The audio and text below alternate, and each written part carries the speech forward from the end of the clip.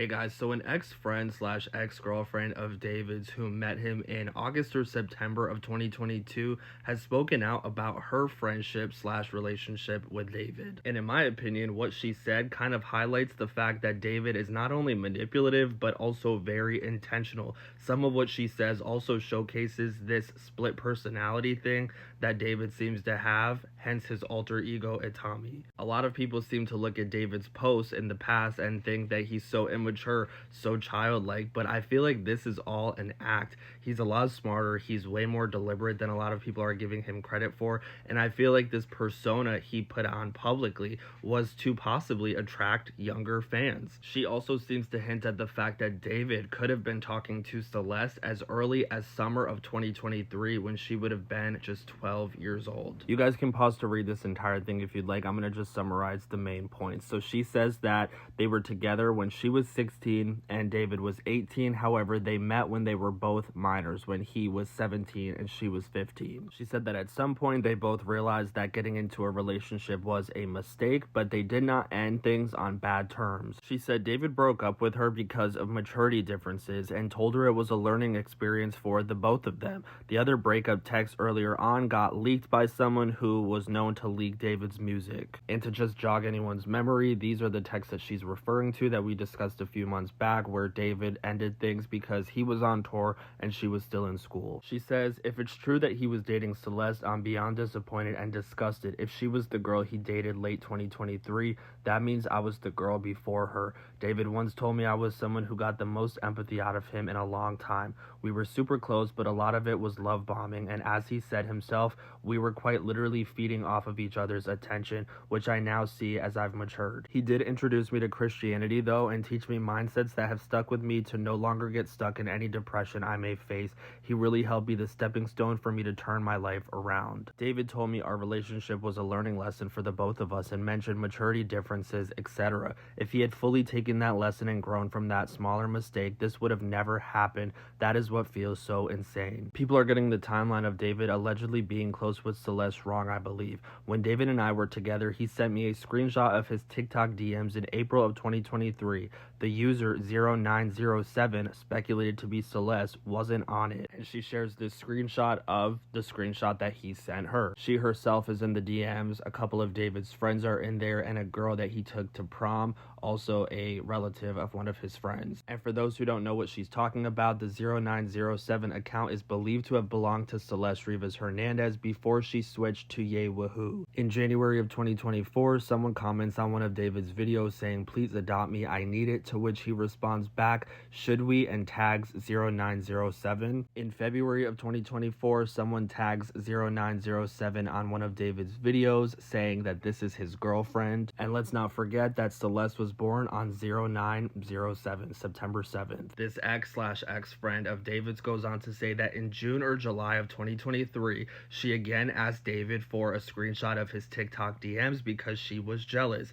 He sends them to her, and that is when she notices the 0907 account. He explains who everyone in the DMs are, but he does not provide an explanation as to who 0907 is. She believes this is around the time that David and Celeste started getting close, and they were communicating on his old burner account, Fetch Me Their Souls, which he ended up changing to Grade A Trey before deleting the account altogether in early 2024. She says that she refers to dating David in quotes because while they were dating, he was on tour in Europe and they had only ever talked in person one time, and that was after a show that he performed at in Dallas in June of 2023. She describes this interaction being weird because she was allowed behind the gates by a staff member, but David acted as if he didn't even know who she was. She said that the two talked and texted almost 24/7, and when she was in front of him face to face at this specific show, he asked her what her name was. She said even her father, who had brought her to this concert, was extremely confused. She was driven 2 or 3 hours to go see him at this concert, and he completely disregarded her. You know, it makes me wonder if he didn't acknowledge that he knew her publicly because he knew that she was a minor, or if he didn't acknowledge acknowledge her publicly because he was talking to different girls around this time, and he genuinely didn't remember that he's talking to this girl too. She goes on to say that the second strange interaction with David was at LAX in January of 2024, which is when we know he was communicating with Celeste. She says that it was extremely coincidental. She saw him at the airport. She sent him a text asking if he was at LAX, to which he responded yes. She then texted him and asked if she could come up and say hi to him, and he completely ignored her. She said she ended up confronting him about this at a later date over the phone, to which he apologized and said that he was listening to a band's new album and he had gotten distracted. She also recalls two other strange incidents with David that happened over the phone. She said that in October of 2023, she reached out to David on Snapchat because she was in a depressive state